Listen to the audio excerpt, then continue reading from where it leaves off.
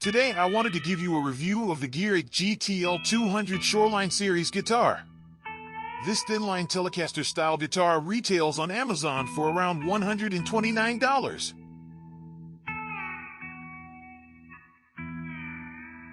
While the neck feels pretty good, it does have this obvious blemish.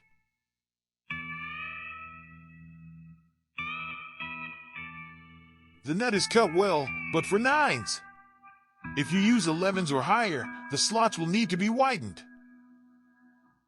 Let's get closer in on that headstock and the Kluson style vintage tuners. By the way, the guitar holds tune well. Oops. That low E tuner is a bit wonky. It did straighten up though. The listing says the fret ends are rounded. They are. Unlike many inexpensive guitars, no fret edge smoothing required. Let's see how much it weighs. 8 pounds and 1 ounce. Good thing it's a thin line or else it would be over 10. After a few minutes of playing, my fingers look like this.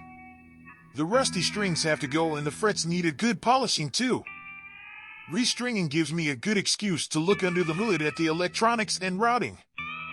Here you can see the volume pot, push-pull tone pot, and the switch. They look like the typical cheap Chinese parts, okay, but not great. The pots are within spec though, which is good. I'm not sure why that spot is unpainted. That's kind of weird. The inside has a lot of manufacturing residue, but nothing a cleaning cloth and compressed air can't handle.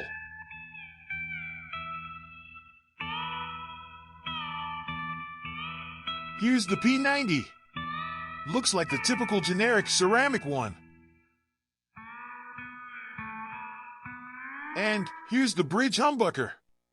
It's also the typical cheap generic ceramic pickup common on inexpensive guitars. Let's check the ohms on these pickups. First, the P90. 5. Well, that seems a bit weak. Switching over to the humbucker. It's at 14.4, maybe a bit on the hot side. Pulling the split out cuts it down to 7.4. Let's see what it reads in the middle position. 3.7. Stringing it up with a new set of D'Addario 10s. Here you can see the 6-saddle toploader bridge. And yes, the intonation and string heights were way off and required adjustment.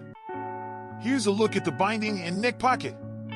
While it's not 100% perfect, it's not too shabby given the very low price. The neck has a smooth glossy feel, but not sticky. The profile is a modern C, more or less. All in all, I'm happy with the guitar.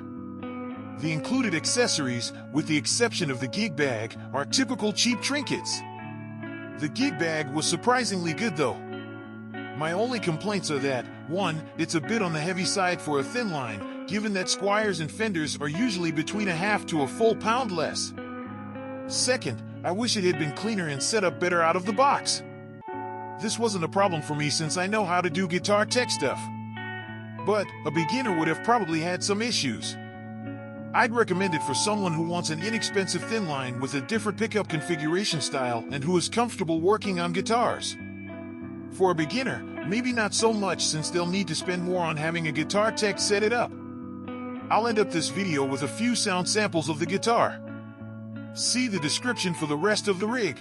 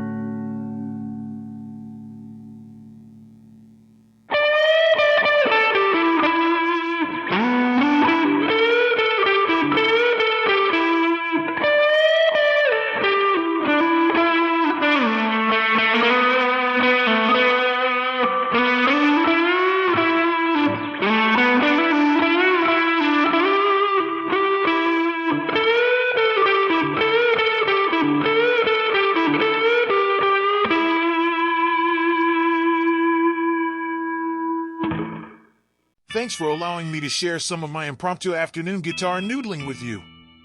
Yes, most of the effects used cost more than the guitar. Will I swap the pickups? Maybe. I'll see if the stock ones grow on me or not. Other parts? Probably not. If it ain't broke, don't fix it. If you have any other questions about the guitar, leave me a comment. Thanks!